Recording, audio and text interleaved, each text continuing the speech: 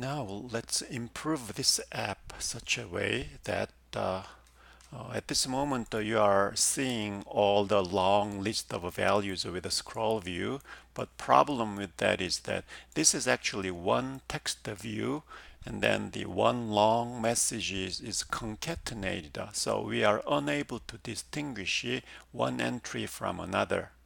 So the better design is that just to display one student at a time as a separate entity, and then as we click one of those, we want to distinguish which student information is just clicked and the like.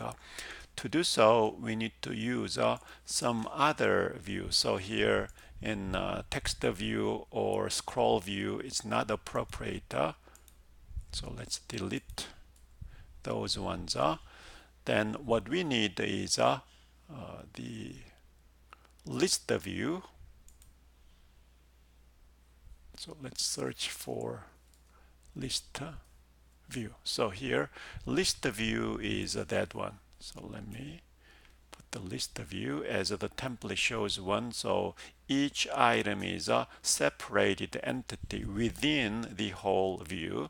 So let's give a name of this one, ID, list view, something like that. So in this list view, each student I want to add a separate entity so that later as I click on the screen, I want to see which student information is just clicked. Then in main program, we'll do differently.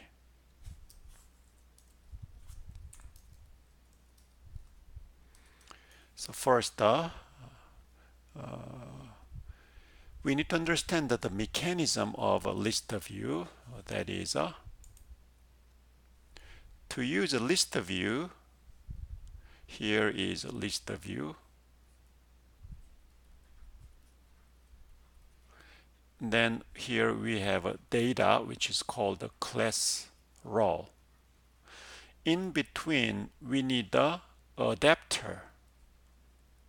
Adapter which does it reads from the data and then gives it to list view.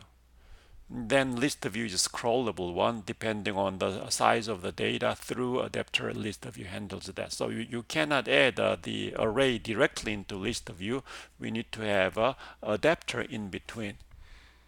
So here we need to first create an adapter. Adapter class we use is a array adapter. So let's have a variable for class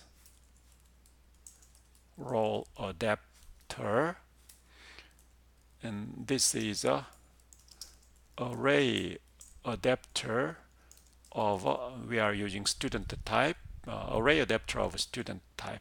That is the type of the adapter, and this adapter we can create from the array adapter class. In this array adapter class, we first parameter is a context of the app.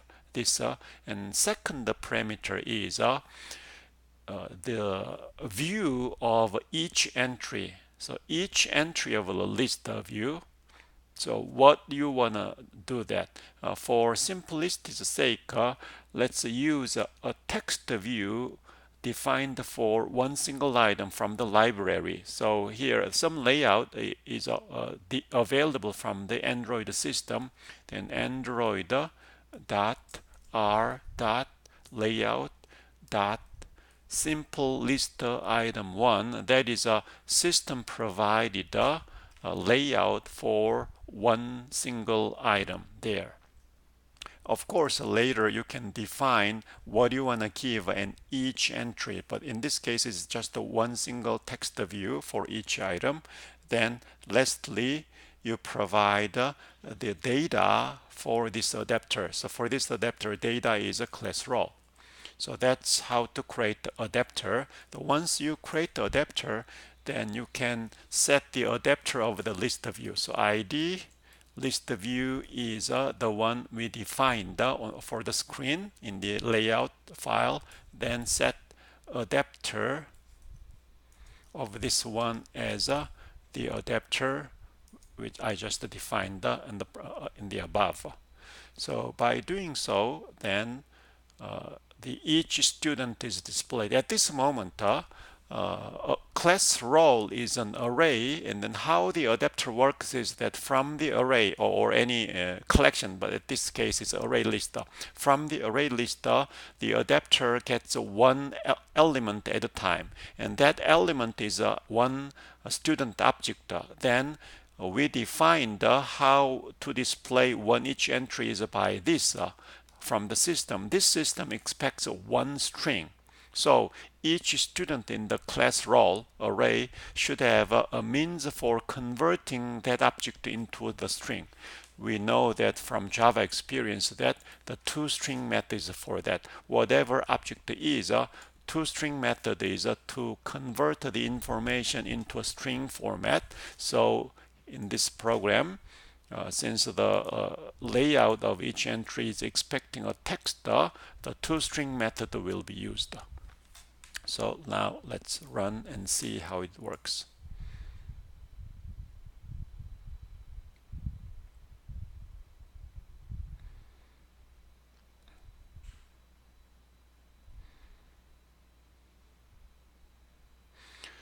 So here, each student object is displayed in a separate entity in the list view. You can scroll, but you may see not very clear, but a little bit gray the line shows up here. So which is that each student entry is using a text view just for itself, and then as a whole we have a list view. So in the next video, we'll learn how to detect the event when you click one of those entry and then see which one is clicked.